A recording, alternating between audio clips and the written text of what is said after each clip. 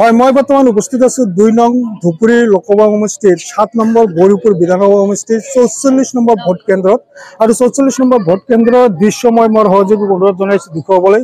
বৰ্তমানলৈকে দেখা গৈছে ইয়াতে দীঘলীয়া শাৰী পুৰুষ মহিলাসকলে ইয়াতে দীঘলীয়া শাৰীবদ্ধভাৱে থিয় হৈছে নিজৰ যি ভোটাধিকাৰ সেই ভোটাধিকাৰ সাব্যস্ত কৰিবলৈ। সেই দৃশ্য আপোনালোকে ইয়াত দেখা পাইছে। বৰ্তমান সময় কিন্তু আবেলি প্ৰায় 5টা বাজিছে, কিন্তু এইখিনি সময়তো দেখা গৈছে যে এক দীঘলীয়া শাৰী প্ৰায় 400 মানুহ এতিয়াও শাৰীবদ্ধভাৱে থিয় আছে নিজৰ ভোটাধিকাৰ যি সেই ভোটাধিকাৰ সাব্যস্ত কৰিবলৈ। আমি কথা পাতিব বিচাৰিম স্থানীয় যি ভোটাৰ আছে। কি ক'ব? নমস্কাৰ।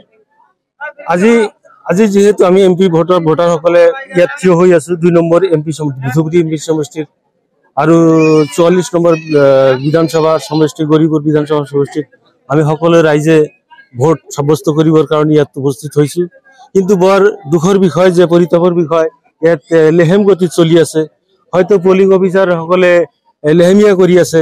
গতিকে আমাৰ আই ভাতৃসকলে তথা প্ৰাপ্তবয়স্ক আৰু বৃদ্ধ বয়স্কসকলৰ বৰ অসুবিধা হৈছে। বহুত দূৰ দূৰণিৰ পৰা আহিছে, সিহঁতে বহু সময় হৈ গ'ল। এতিয়া প্ৰায় 300-400 মানুহ ভোটাৰসকলে থিয় হৈ আছে। সিহঁতে কেতিয়া ঘৰত যাব?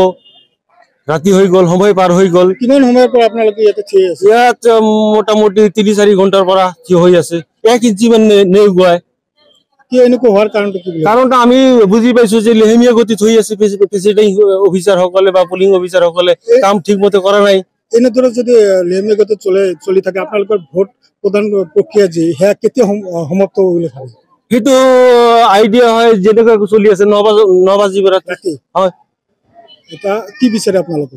আমি খৰধৰ কৰিব বিচাৰো, সোনকালে হ'ব লাগে, অলপ সোনকালে হ'ব লাগে। ইয়াতে আৰু 2টা যি ভোট কেন্দ্ৰ আছে ইতিমধ্যে প্ৰায় সিহঁতৰ হৈ গৈছে, ইয়াতো হৈ গৈছে, ভোট সমাপ্ত হৈ গৈছে, কমপ্লিট হৈ গৈছে, কিন্তু এইটো হোৱা নাই।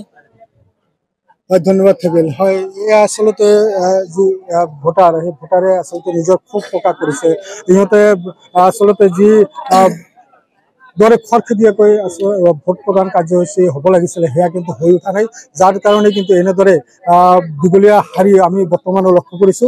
আৰু এনেদৰে যদি লেহেমীয়া গতিত অভিযোগ কৰা মতে লেহেমীয়া গতিত যদি ভোট প্ৰদান প্ৰক্ৰিয়া যদি চলি থাকে, ভোট গ্ৰহণ প্ৰক্ৰিয়া, তেনেহ'লে কিন্তু ৰাতি 9টা বা 10টা বাজিব সেয়াও কিন্তু অনুমান কৰিছে ভোটাৰসকলে। যাৰ কাৰণে বিচাৰিছে যে আচলতে অতি সোনকালে যি বিষয়াসকল আছে, যিসকলে ভোট লৈ আছে বা ভোট লোৱা কাৰ্যত জড়িত আছে, সেইসকলে যাতে খৰখেদীয়া কৰে বা নিজৰ কাম সুন্দৰকৈ সমাপন কৰি অতি সোনকালে যাতে ভোট লোৱাৰ ব্যৱস্থা গ্ৰহণ কৰে, তাৰ কাৰণে কিন্তু অনুৰোধ জনাইছে।